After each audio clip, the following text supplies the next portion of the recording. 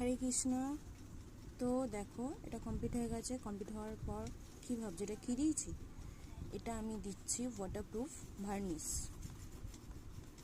তো কালারটা শুকিয়ে যাওয়ার পর এরকম একটা ভার্নিশ বা তোমরা ওয়াটারমার্ক যেটা আছে সেটাও ইউজ করতে পারো। এটা দিলে কি হবে, রঙটা উঠবে না, এটা ওয়াটারপ্রুফ থাকবে, জিনিসটা নষ্টও হবে না, কাঠটাও ভালো থাকবে।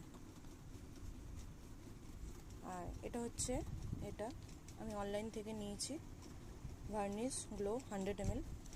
দামটা খুবই কম নিয়েছে, তোমরাও চাইলে একবার পারচেস করে জিনিসটা ট্রাই করতে পারো।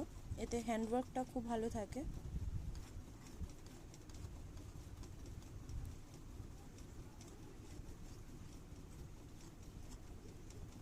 আর কাঠটা অনেক দিন অবধি ভালো থাকে। তো দেখা হচ্ছে নেক্সট ভিডিও।